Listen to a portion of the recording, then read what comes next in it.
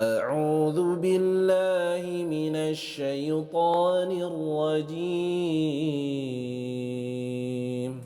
Bismillahirrahmanirrahim. Assalamualaikum warahmatullahi wabarakatuh. Innal hamdalillah nahmaduhu wa nasta'inuhu wa nastaghfiruh wa na'udzu billahi min syururi anfusina wa sayyiati a'malina. May yahdihillahu fala mudilla lahu wa may yudlil fala hadiyalah. Asyhadu an la ilaha illallah wahdahu la syarikalah, syahadatan man huwa khairu maqaman wa ahsanu nadiyya. Wa asyhadu anna sayyidana Muhammadan abduhu wa rasuluhul muttasiful bil makarimi kibaran wa sabiyya. Allahumma fasalli wa sallim ala sayyidina Muhammadin kana sadiqal wa'di wa kana rasulan nabiyya wa ala alihi wa sahbihi alladhina yuhsinuna islamahum wa lam yaf'alu syai'an fariya. Amma ba'du faya a'udzu billahi minasyaitonir rajim. Bismillahirrahmanirrahim. Ya ayyuhalladzina amanu dukhulu fis-silmi kafah wa la tattabi'u khutuwatis syaitan innahu lakum aduwwum mubin.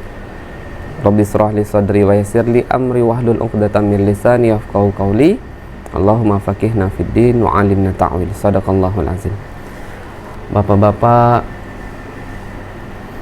abang-abang sekalian, ya, para pemuka tokoh masyarakat, ya, para ustadz yang saya muliakan, dan tuan rumah yang insyaallah dimuliakan oleh Allah beserta rumahnya, ya. Bersyukur kita kehadirat Allah Subhanahu wa taala dengan mengucapkan alhamdulillahirabbil alamin.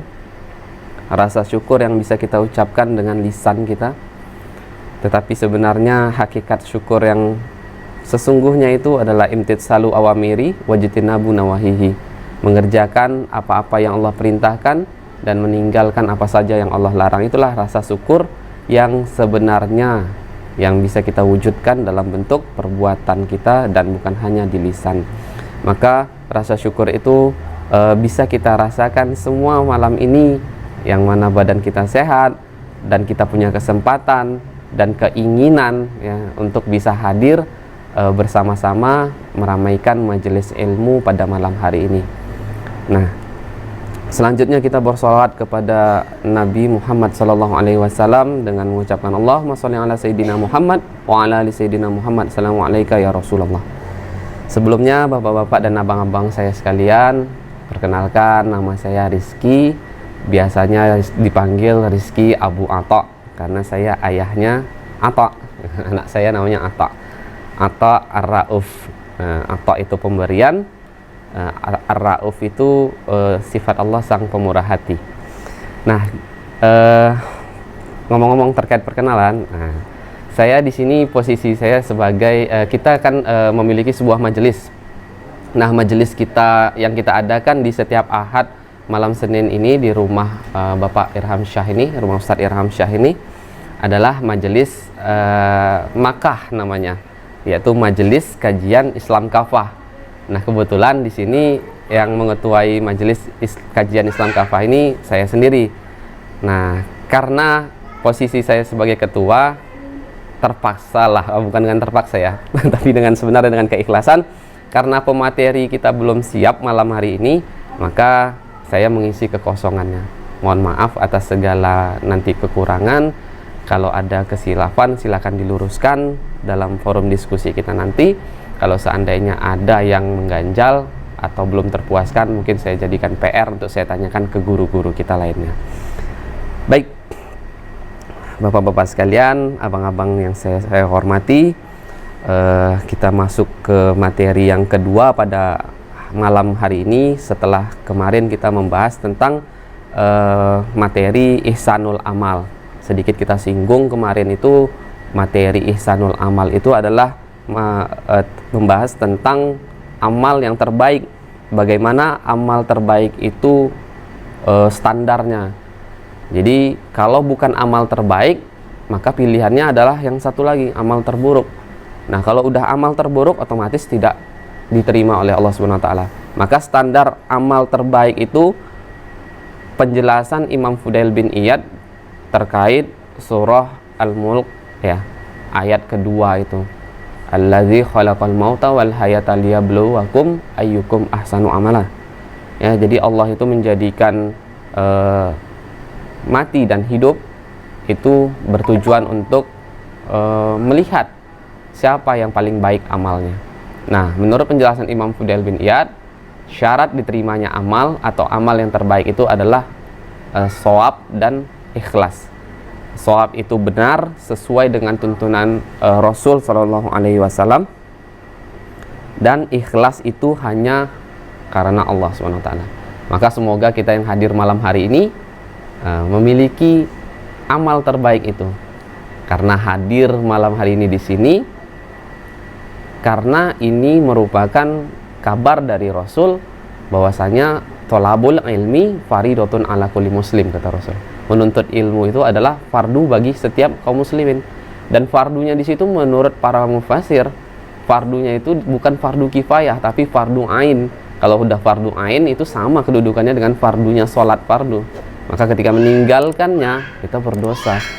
Nah, maka semoga sudah benar dengan kita menghadiri majelis ilmu ini sesuai dengan tuntunan Rasul.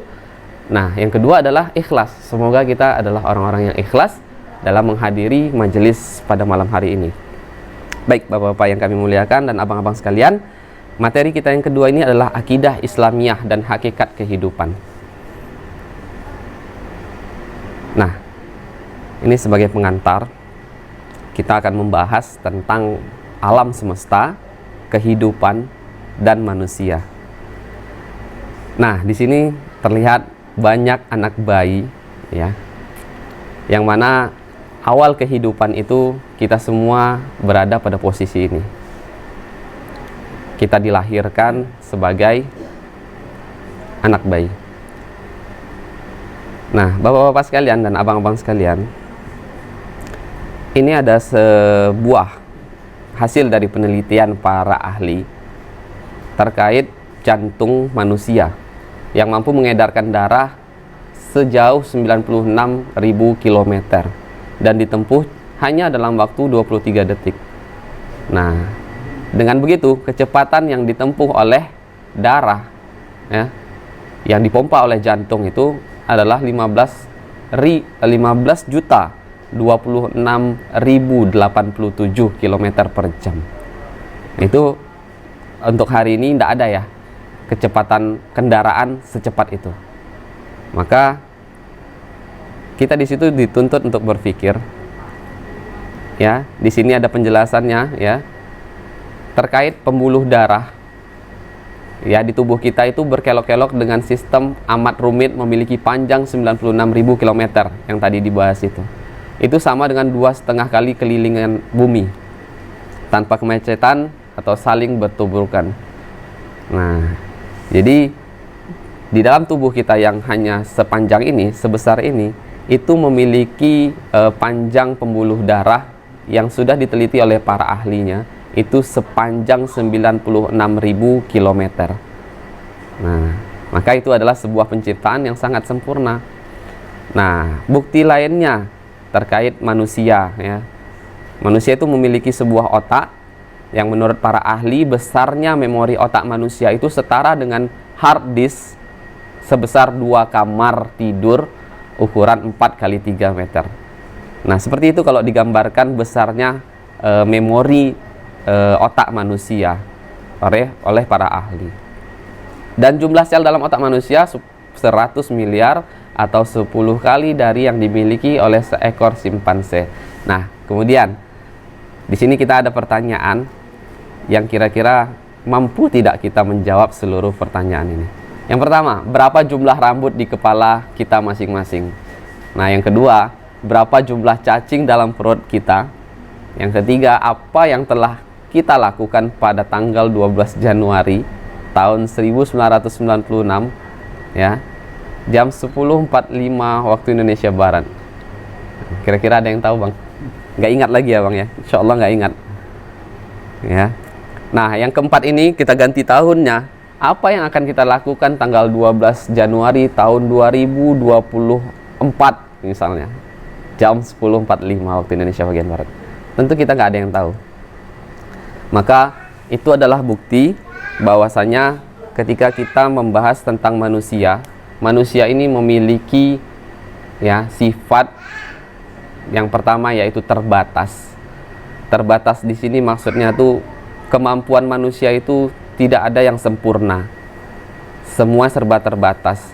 Dia bisa pelupa, ya.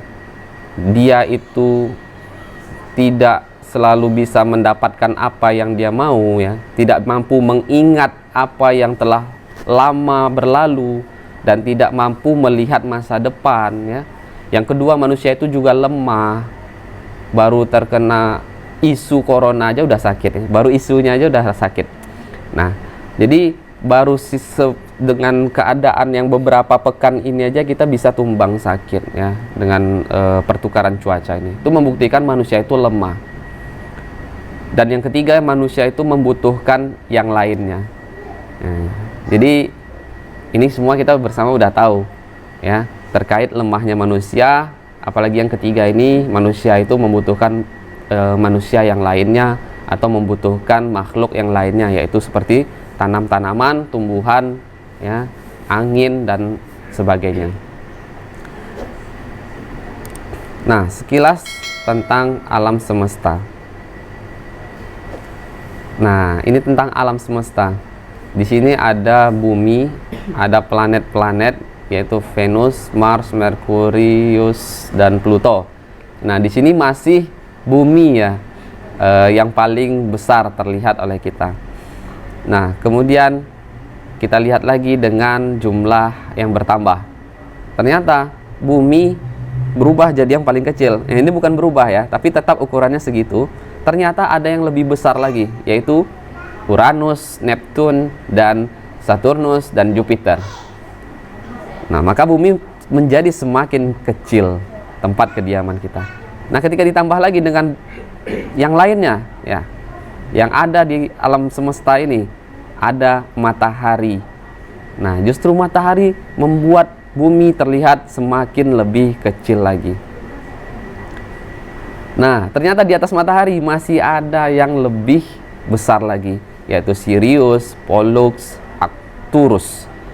Nah, ini jenis tata surya, planet-planet yang ada di galaksi tata surya di bumi ini, ya. Nah, maka di mana posisi bumi? Nah, kita sudah tak terlihat lagi, ya. Jadi posisi kita sudah tak terlihat lagi, maka manusia ini sungguh sangat-sangat kecil. Nah, itu membuktikan manusia dan alam itu sangat terbatas dan lemah. Nah, bapak-bapak dan abang-abang yang saya muliakan, di sini ada detail penjelasan tentang Indonesia itu adalah 3.200 km atau besarannya itu 1/8 keliling bumi. Nah, keliling bumi itu 40.000 km, diameter bumi itu 12,753, ya, 12.753 km. Sementara diameter matahari 103 kali diameter bumi. Nah, ini menurut para ahlinya yang telah menghitung besaran tata surya tersebut, ya.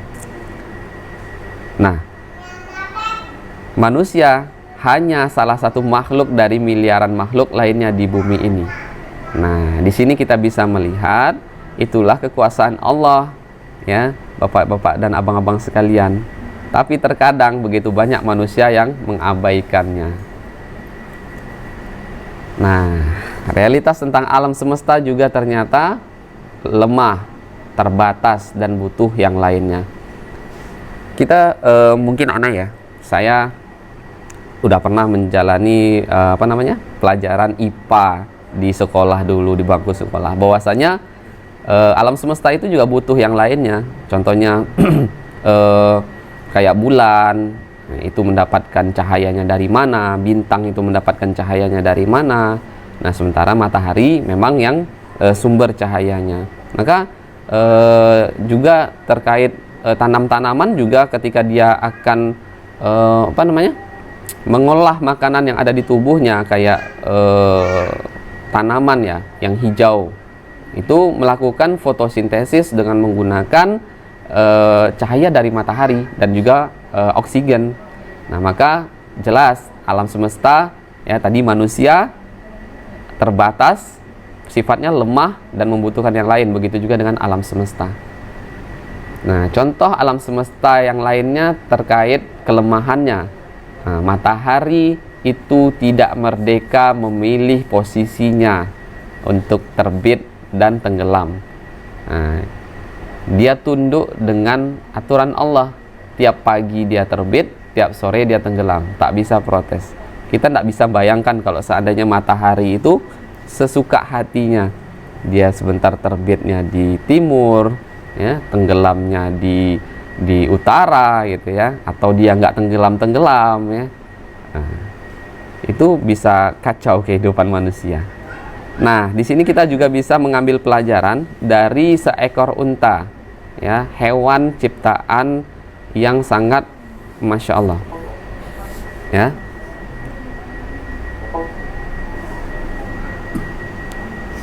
Ya. Jadi fakta dari seekor unta itu bapak-bapak sekalian, itu dia mampu meminum air sebanyak 130 liter. Ya, jumlah yang sangat banyak.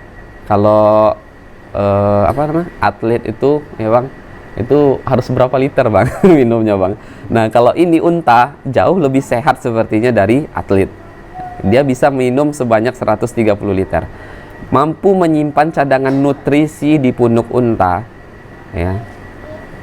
Dan dia memiliki bagian kelopak mata yang transparan. Jadi terkait nutrisi ini ya, abang-abang dan bapak-bapak sekalian, itu yang saya dapatkan informasi ketika unta itu kelaparan. Nah, dia mampu menggunakan nutrisi tersebut untuk menyuplai energi ke tubuhnya, selain dia mampu membawa air untuk percadangan itu tadi. Nah, terkait kelopak mata yang transparan ini, nah di sini kita bisa melihat bahwasanya Allah itu maha adil, ya. Allah itu maha berkuasa. Karena posisi kediaman ya, posisi tempat dia hidup unta ini adalah padang pasir. Nah, yang sering terjadinya badai, dan dia digunakan sebagai alat transportasi kebanyakan. Maka kalau ketika dia berjalan sambil menutup mata, maka otomatis dia akan tersesat atau dia akan termasuk ke dalam lubang dan sebagainya macamnya. Nah, tapi di sini ternyata masya Allahnya Allah ciptakan dia dengan memiliki kelopak mata yang transparan. Jadi dia sedang tutup mata pun dia tetap bisa jalan dengan benar. Nah, terkait alat pencernaan dari unta, mulai dari mulut sampai bagian dalam mampu mencerna tumbuhan semak belukar berduri. Nah, inilah keistimewaan juga yang diberikan Allah kepada unta, karena tanaman-tanaman di sana itu dominannya adalah tanaman-tanaman semak belukar berduri. Maka ketika unta tidak diciptakan dengan pencernaan yang mampu melumat duri-duri semak belukar tadi, maka otomatis unta itu akan kelaparan.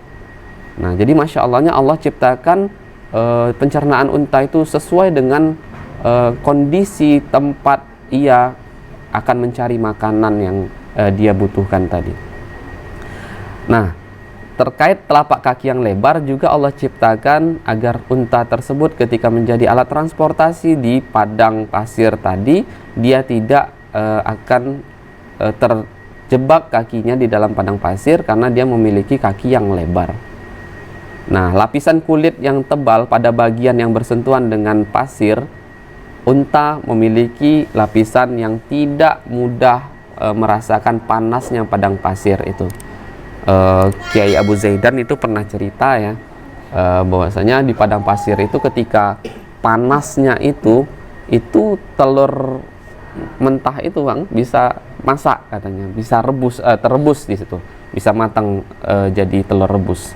Ketika dinginnya pun itu sangat-sangat dingin katanya, ya. Maka kulit unta ini diciptakan Allah agar dia tidak merasakan panasnya padang pasir tersebut ketika ia akan beristirahat. Nah, kemudian muncul pertanyaan, terjadi dengan kebetulan atau ada yang menciptakan dan mengatur? Kita semuanya insya Allah udah pasti jawabannya benar, ya.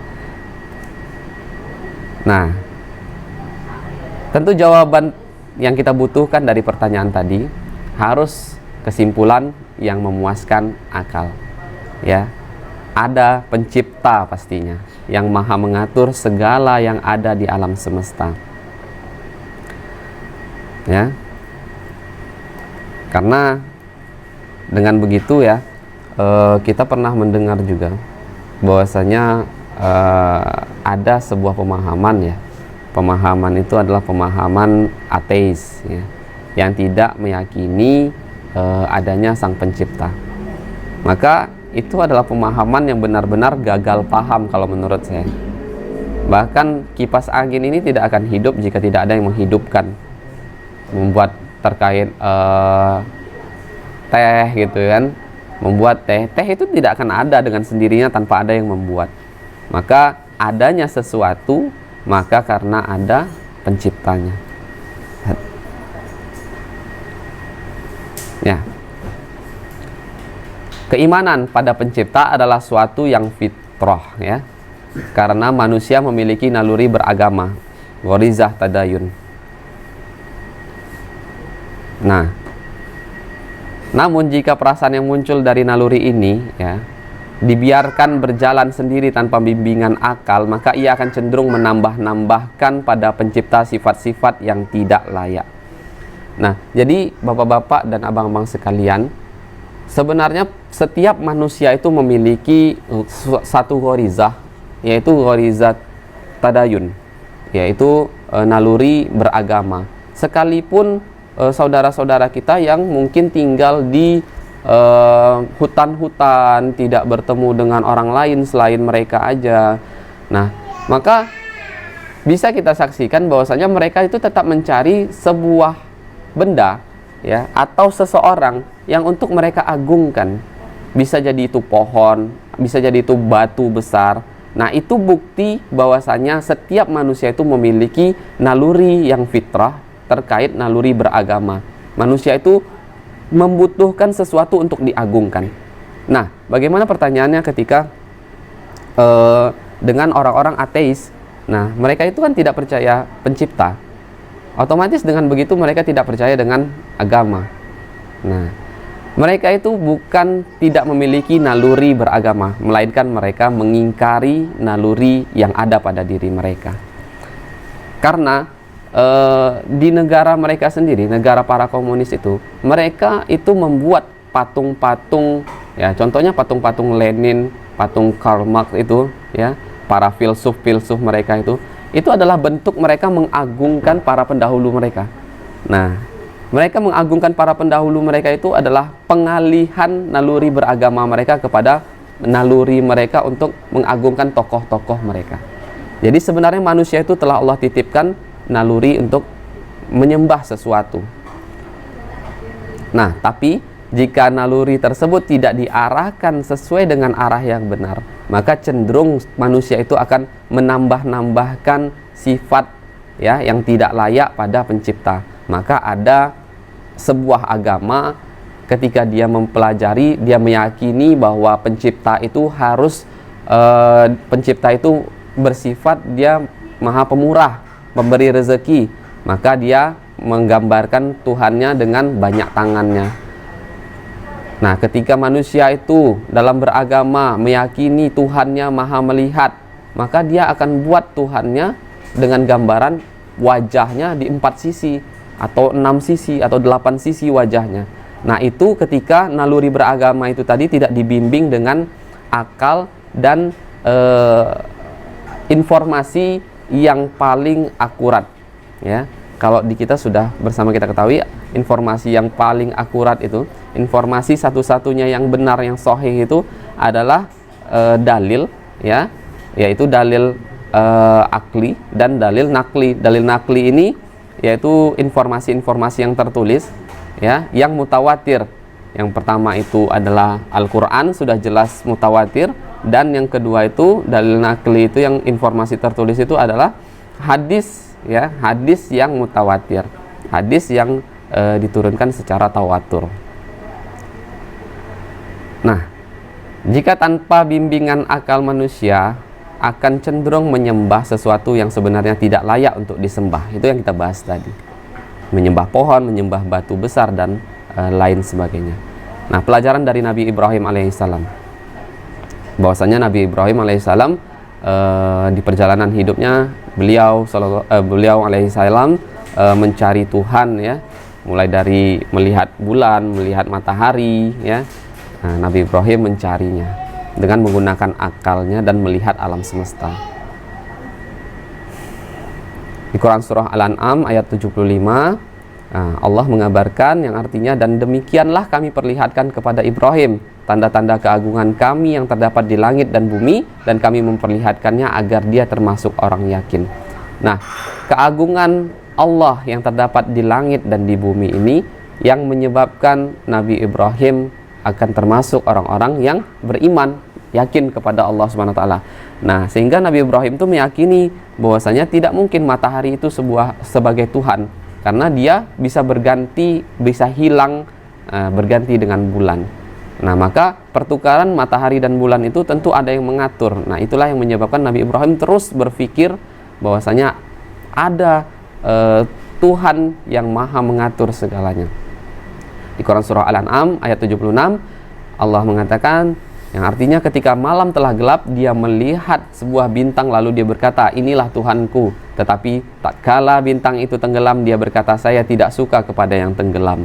Nah, Nabi Ibrahim berpikir di sana dan mencari Tuhan yang sebenarnya, yang kekal abadi.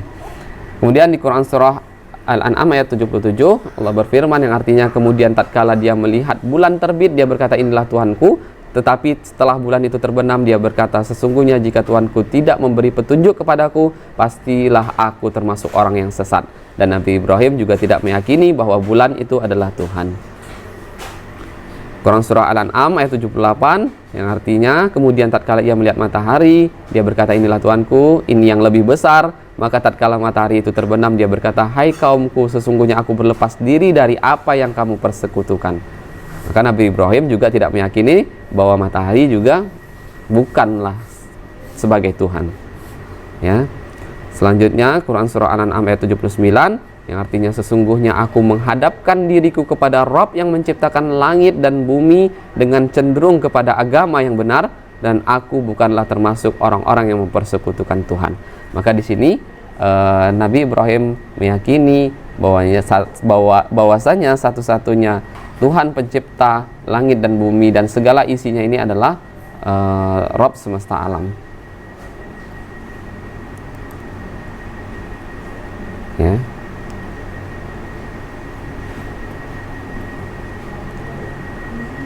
Nah, itu terkait perjalanan waktu, bahwasanya Nabi Ibrahim membutuhkan waktu untuk meyakini bahwasanya tidak ada yang patut disembah selain yang menciptakan segala sesuatu yang ada di bumi yang beliau tinggal ini. Ya.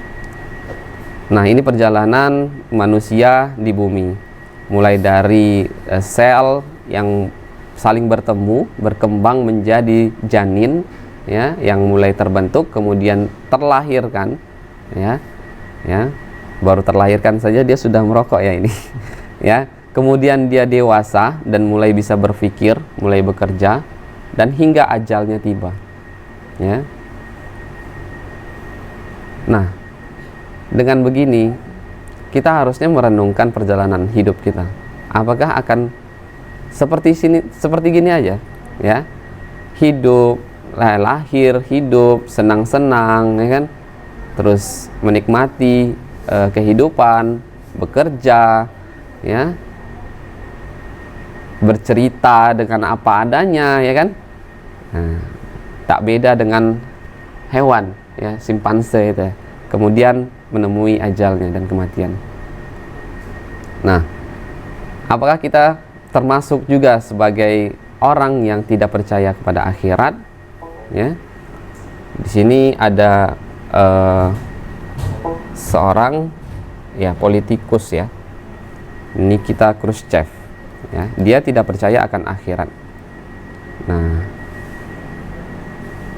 beliau pada tahun 1950-an, ya, Beliau adalah presiden dari partai ketua umum ya dari Partai Komunis Uni Soviet. Nah, kebiasaan beliau berpidato di depan ribuan rakyatnya demi kaum proletar ya. Nah, maksiat ya. Beliau bahkan tidak percaya dengan akhirat dan mengatakan hidup cuma sekali, maka harus dinikmati. Nah, ini adalah gambaran orang-orang yang tidak percaya akan akhirat. Marimu tuh mandi maren bunuh diri ya kan. Ini usahawan yang pernah aktif sebagai bendahara Dewan Pimpinan Pusat Partai Golkar ya, terjun melalui jendela kamarnya ya.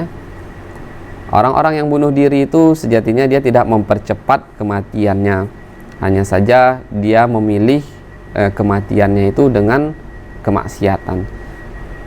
Jadi tidak ada satupun manusia yang bisa mempercepat ajalnya dan tidak ada yang bisa memperlambat ajalnya ya.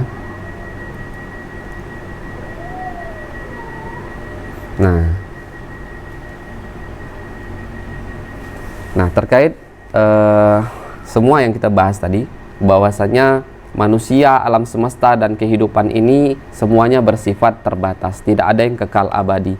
Maka seluruhnya yang ada terkait manusia, alam semesta dan kehidupan ini tidak ada yang mampu dijadikan sebagai sandaran. Maka satu-satunya sandaran manusia ya, kita sebagai manusia adalah yang menciptakan ketiga hal tadi, yang menciptakan manusia, alam semesta dan kehidupan ini. Nah, setelah itu kita bersama meyakini ya bahwasanya kita telah mendapatkan informasi dari sumber yang qat'i, yaitu Al-Qur'an ya, yang telah kita pelajari bersama dari kecil ya Bapak-bapak dan abang-abang sekalian, bahwasanya dalam Al-Qur'an telah dikatakan Tuhan semesta alam itu ya, Rabb semesta alam itu adalah Allah ya. Nah, di sini kita akan membahas tentang memahami hakikat kehidupan. Nah, jadi kalau meminjam istilahnya salah seorang mujtahid mutlak di masa dia hidup di masa kekhilafahan ya, di masa kehidupan kekhilafahan Turki Utsmani sampai dengan runtuhnya kekhilafahan tersebut, yaitu Syekh Taqiyuddin An-Nabhani rahimahullah. Nah, istilah yang beliau gunakan itu adalah Uqdatul Kubro ya. Jadi Uqdatul Kubro itu adalah simpul besar. Jadi dalam simpul besar itu ada 3 pertanyaan mendasar, yaitu dari mana asal kita, untuk apa kita diciptakan, dan setelah kematian kita akan kemana. Nah, itulah yang kita gunakan ya. Istilah beliau kita gunakan dalam memahami hakikat kehidupan. Nah, sebelum dunia dan penciptaan, kita sama sekali tidak ada ya Bapak-bapak dan abang-abang sekalian, kita sama sekali tidak ada. Kemudian kita ada, diciptakan di dunia ya, kita ada, alam semesta ada, dan kehidupan ini ada. Kemudian setelah itu kita akan mati, alam semesta ini akan hancur dan kehidupan ini akan berakhir. Maka setelah itu akan ada setelah dunia, kehidupan setelah dunia, yaitu yang bersama kita yakini yaitu alam akhirat. Nah, Bapak-bapak dan abang-abang sekalian, bersama juga setelah kita ketahui bahwasanya Allah berfirman, "Wa ma khalaqtul jinna wal insa illa liya'budun." Tidak akan Allah ciptakan jin dan manusia kecuali untuk beribadah kepada Allah.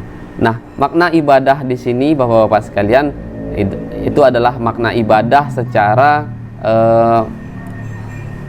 universal ya. Makna ibadah secara universal. Jadi bukan hanya terkait sholat, puasa, zakat, haji, umroh ya, dan lain sebagainya. Tapi lebih kepada konteks mentaati apapun aturan Allah dan meninggalkan apapun saja larangan Allah. Itu yang dimaksudkan dengan ibadah ya, yang dimaksud Allah pada ayat tadi ya. Maka kita ini sejatinya tidak akan diciptakan kecuali untuk patuh kepada Allah Subhanahu wa taala. Nah, di alam dunia itulah aktivitas kita untuk tunduk dan patuh kepada Allah Subhanahu wa taala. Karena apa? Karena ada masa akannya kita mempertanggungjawabkan seluruh perbuatan kita di dunia ini ya. Nah, dalam Quran surah An-Nahl ayat 4, Allah telah mengabarkan bahwasanya ya, Dia Allah telah menciptakan manusia ya dari air yang hina ya. Tiba-tiba manusia tadi menjadi pembantah yang nyata. Dan itu telah kita saksikan bersama di dunia ini. Nah, maka ada makalah dari ya, makalah terkait kehidupan ini ya. Hisablah dirimu sebelum engkau kelak dihisab. Nah, di sini ada hadis yang Rasul kabarkan kepada kita semua ya, yang artinya tidak akan bergeser dua telapak kaki seorang hamba pada hari kiamat sampai dia ditanya ya, dan dimintai pertanggungjawaban tentang umurnya, kemana dihabiskannya, tentang ilmunya bagaimana dia mengamalkannya, tentang hartanya dari mana diperolehnya dan kemana dibelanjakannya, serta tentang tubuhnya untuk apa digunakannya. Maka bapak-bapak dan abang-abang sekalian, sangat-sangat banyak yang akan kita pertanggungjawabkan di akhirat kelak nanti ya. Bahkan waktu kita selama ini, dari balighnya kita, dari mulai tercatatnya amal baik dan buruknya kita, semua itu akan dipertanggungjawabkan di hadapan Allah Subhanahu wa taala. Maka semoga ya, semoga dengan bersama-samanya kita hadir duduk di majelis ilmu ini ya. Sebenarnya kan majelis ilmu itu di mana saja ada ya, di masjid, di rumah, di komplek kita. Nah, yang malam hari ini kita duduk bersama di sini dengan tujuan memahami Islam secara totalitas ya. Apa saja aturan Allah tentang kehidupan ini, itulah yang kita pelajari. Maka dengan duduknya kita bersama di majelis ini dengan tujuan memahami Islam secara totalitas ini, maka terkait yang pernah Rasul sampaikan, man salaka tariqan yaltamisu fihi ilman sahalallahu lahu bihi tariqan ilal jannah. Barang siapa yang menempuh jalan menuntut ilmu ya, ilmu Islam secara totalitas maksudnya ya, maka sahalallahu lahu bihi tariqan ilal jannah ya, maka Allah akan tunjuki ia jalan menuju surga. Nah, dari dalil tersebut, dari hadis yang Rasul sampaikan itu, barang siapa yang mampu duduk di majelis ilmu yang membahas Islam secara kafah, secara totalitas, di sana ada halal dan haram, di sana ada aturan kehidupan yang akan kita gunakan dalam menjalani kehidupan, yang bahwasanya nanti akan kita pertanggungjawabkan di akhirat kelak. Maka dengan begitu kita bisa mampu memilih ya, untuk meninggalkan apa saja yang Allah larang ya, dan mengerjakan apa saja yang Allah perintahkan demi keselamatan kita menuju surganya Allah. Maka dengan begitu Allah akan tunjuki jalan menuju surga. Nah, bapak-bapak dan abang-abang sekalian ya, jadi hidup di dunia ini sejenak, kematian itu pasti ya, dan mati itu hanyalah awal dari kehidupan sejati di akhirat. Nah, jadi kehidupan sejati di akhirat itu kita tak bisa langsung memikirkan bahwasanya kehidupan sejati di akhirat itu surga. Nah, bukan cuma sebatas itu yang harus kita pikirkan, bahwasanya kematian itu hanyalah awal dari kehidupan yang mana sebelum tempat terakhir kita itu adanya hari pertanggungjawaban. Nah, setelah hari pertanggungjawaban itulah kita akan tahu kita akan singgah dulu ke neraka atau kita langsung menuju ke surga. Nah, ya, maka sebagai seorang muslim yang beriman, yang meyakini hari pembalasan, yang meyakini adanya neraka dan surga, maka sungguh sangat mengerikan ketika kita meyakini bahwasanya azab Allah sangatlah pedih dan neraka Allah itu sangatlah menyala-nyala, dan tak ada manusia yang mampu sedikit pun untuk terkena jilatan api neraka. Ya. Nah, mumpung masih kita bersama, masih hidup, mari kita jadikan sisa umur kita untuk mengumpulkan bekal untuk keselamatan akhirat kita bersama. Nah, agar kita selamat dunia dan akhirat, yang pertama harus ada bekal iman yang kokoh. Ya. Ya. Mungkin sampai di sini ada yang mau kita diskusikan atau mau ditambahkan dari bapak-bapak dan abang-abang sekalian? Tafadhol, silakan. Bang Rian mungkin ada yang mau didiskusikan atau abang-abang yang lain, bapak-bapak.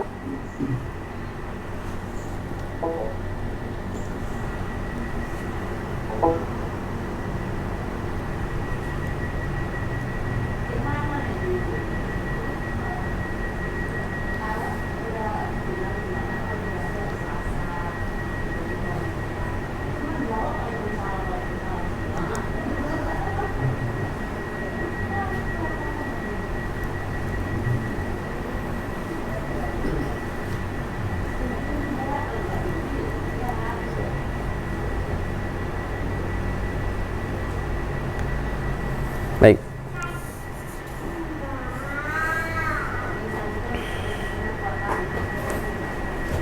Nah, bapak-bapak dan abang-abang sekalian, jadi materi kita malam hari ini yaitu hakikat penciptaan manusia.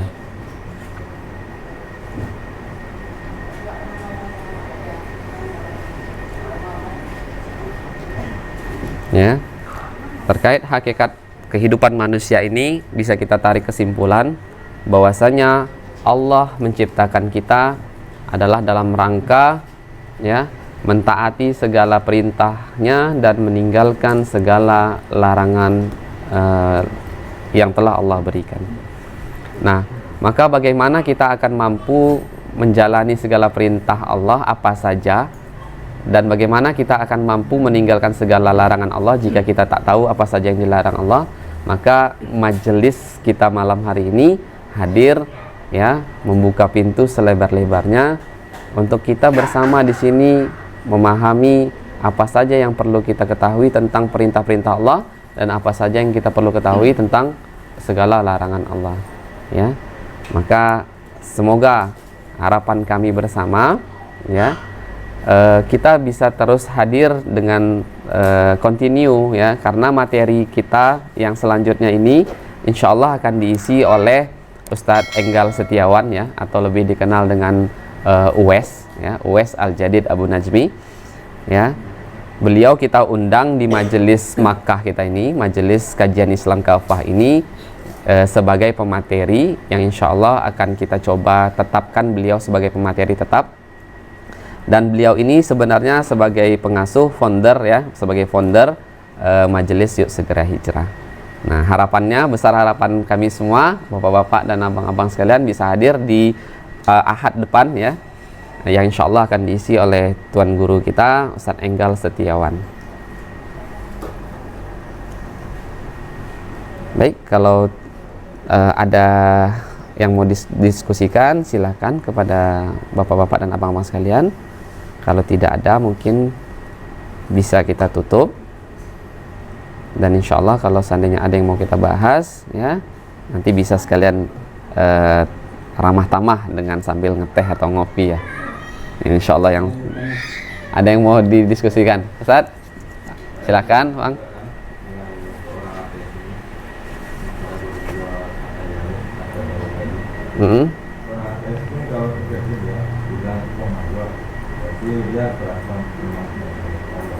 Iya. Iya. Iya. Ya, itu dia. Jadi seperti yang kita bahas tadi, seorang ateis itu dia bukan tidak memiliki ghorizah yang kita miliki itu ya, tapi dia hanya sekedar mengingkari ghorizah tersebut. Bahkan ya, saya dapat cerita ya, terkait cerita ini benar atau kejadian atau tidak, itu kita mari ngambil ibrohnya aja, pelajarannya. Bahwasanya ada cerita, sebuah cerita seorang ateis ini ya, dia jatuh sakit dan terpaksa dirawat ya di sebuah rumah sakit di negerinya. Nah, maka ketika dia dikunjungi oleh temannya yang beragama, karena rasa sakit yang dia rasakan sangat menyiksa, maka dia mengatakan kepada temannya yang beragama tadi, tolong doakan saya agar saya sembuh. Nah, maksud dia ini agar temannya ini mendoakan dia ke siapa? Nah, berarti kan secara tidak langsung dia meyakini bahwasanya ada pencipta itu, yang diyakini sama temannya ini nih, temannya yang beragama ini benar-benar seorang pencipta, bukan seorang ya, afwan, betul-betul pencipta gitu, ya. Maka dia ini yang merasakan sakit ini, dia sebenarnya hanya sekedar menolak naluri yang ada pada dirinya, dan itu terbukti dari rasa sakit yang dia tidak mampu lagi, sehingga dia meminta doa kepada Tuhannya temannya tadi yang beragama tadi. Nah, itu cerita yang Anda dapatkan. Jadi gitu ya, Ustaz ya. Jadi seorang ateis itu, semua manusia ya, termasuk seorang ateis itu, mereka itu memiliki yang namanya gharizah tadayun, yaitu naluri beragama. Hanya saja mereka mengingkari adanya naluri tersebut pada diri mereka. Jadi orang tua lah yang menjadikan Iya, jadi kan redaksinya Ana tak begitu ingat ya, bahwasanya anak-anak yang dilahirkan itu yang akan mewarnai dia itu adalah orang tuanya. Nah, cuma dalam penjelasan yang lain Ana dapat juga bahwasanya yang paling kuat mewarnai anak-anak itu orang tua itu adalah yang kedua, poin kedua. Yang pertama itu adalah lingkungannya, teman-temannya, lingkungannya. Nah, baru yang kedua adalah orang tuanya yang mampu mewarnai dia. Akan jadi Yahudi, Nasrani, ya, atau Islam, itu adalah lingkungannya. Baru kedua orang tuanya. Seperti itu kurang lebih. Bapak-bapak dan abang-abang sekalian, para ustadz sekalian, mari kita tutup dulu kajian kita malam ini. Insya Allah kita lanjutkan pekan depan dengan pemateri UES ya, Ustadz Enggal Setiawan Al-Jadid Abu Najmi. Besar harapan kami agar bapak-bapak dan abang-abang sekalian tetap bisa mengikuti kajian kita pekan depan. Baik, mari kita tutup dengan tasbih kafaratul majlis. Subhanakallahumma wa bihamdika asyhadu an la ilaha illa anta astaghfiruka wa atubu ilaik. Assalamualaikum warahmatullahi wabarakatuh.